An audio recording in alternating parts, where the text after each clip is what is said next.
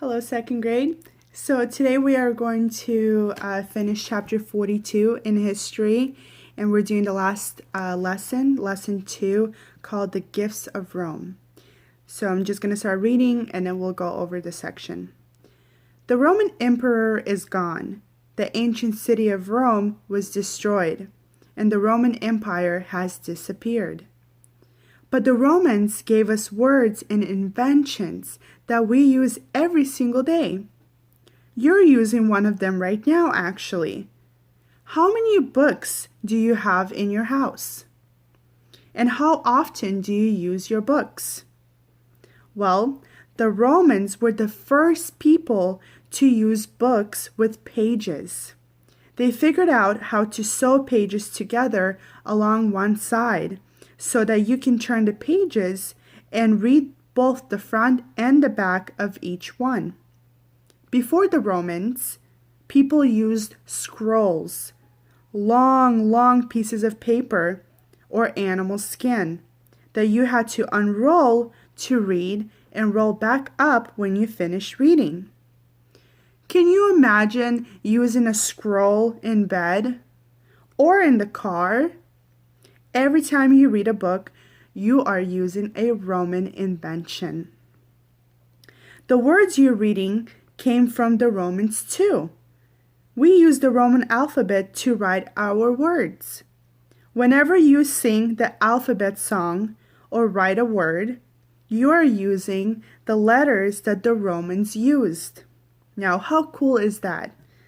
Do you know the 12 months of the year? Most of those months have Roman names. January is named after the Roman god Janus. March is named after Mars, the god of war. June is named after Juno, the most important Roman goddess. July and August are both named after Roman heroes. July is named after Julius Caesar, the famous Roman general, and August is named after Augustus, Rome's first emperor. Do you like going swimming in the summer? I'm sure all of you do. And if so, thank the Romans. The Romans built big bathtubs, big enough for 20 or 30 people to wash in at once. These bathtubs were the first swimming pools. If you look at a US penny, I should have one here. If you look at a US penny, it's a little bit blurry, but if you look at a US penny, you'll see that it has a picture of a head on it. Right here. Hopefully you can see. All right. Well, can't really see. This is kind of a dirty penny here, but the portrait is of Abraham Lincoln, one of the United States' greatest presidents. The Romans began the custom of putting the heads of great leaders on coins. They put pictures of their emperors on their coins. Today, we put pictures of our leaders on coins, copying the Romans. Now, look at a dime. So here we have a dime, okay? I think you can see the face there. You can see some tiny words. There's tiny words here. Oops. There's tiny words not where the face is, but the back of a penny. And you cannot see it. So grab a dime and you can look at a dime. And the tiny words say E pluribus unum.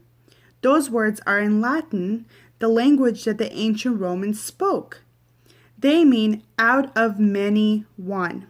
This means that America has many different states in it, but all of the states are united together into one country. The Romans gave us these words to write on our coins. We live on Earth, but there are 7 other planets in our solar system: Mercury, Venus, Mars, Jupiter, Saturn, Uranus, and Neptune. All of our planets have Roman names. They are named after Roman gods and goddesses. Jupiter was the king of the gods. He was a big, important god, and Jupiter is a very big planet. Mars is named after the god of war. Mercury is named after the messenger of the gods. And Venus is named after the goddess of love and beauty. Saturn is Jupiter's father. Neptune is the god of the sea, and Uranus the god of the sky.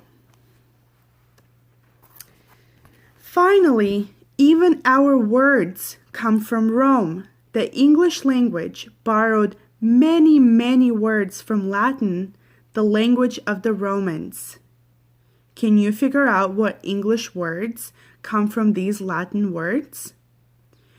The Frigidarium. The Frigidarium was the room where the Roman bathers jumped into very cold water. What word sounds like Frigidarium and keeps things cold? The refrigerator. A Roman child lived in a familia with his mother, father, sisters, and brothers. What is familia? A family. The Latin word for a book was liber. What word sounds like liber and is a place where books are kept? A library. In Latin, a ship is a navis. Do you know what word comes from navis? It means many ships that sail together. That's right, navy. Have you ever written P.S. at the end of a letter? If so, you've used Latin words. P.S. stands for the Latin word postscriptum, or after the writing. A P.S. goes after the main writing of the letter. In Rome, a florist was a beautiful plant that smelled good. Can you think of a beautiful plant that smells good and sounds like florist? Our word flower comes from the Latin word floris. Even though the ancient Roman Empire is gone, we use the words, the inventions, and ideas of the Romans all the time.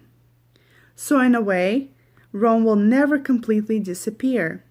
The gifts that the Romans gave to us are still with us today. So that is the last section. I want to go over a couple of things. So who can tell me what are some things that we got from the Romans?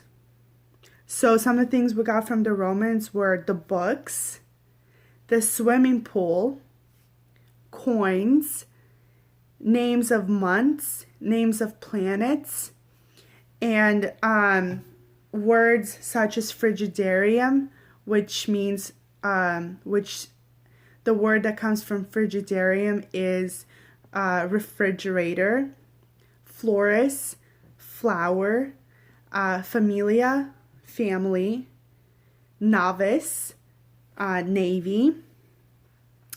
Let's see. What else?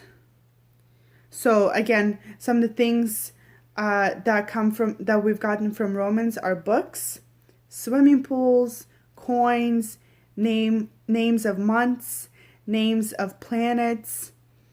Some of the words are frigidarium, refrigerator, navis, navy, floris, flower, familia, family. Again, there's some planets that they talk to us about. So Jupiter was the king of the god, and Jupiter is a very big planet. Mars is named after the god of war. Mercury is the messenger of the gods. Venus is named after the goddess of love and beauty. And Saturn is Jupiter's father. Neptune is the god of sea. And that is all this section is about. This is the last section. If you guys have any questions, please let me know. Make sure to do the worksheet, the last worksheet for history, chapter 42. If you have any questions, please let me know and I'll be happy to help you. Have a wonderful day. Bye.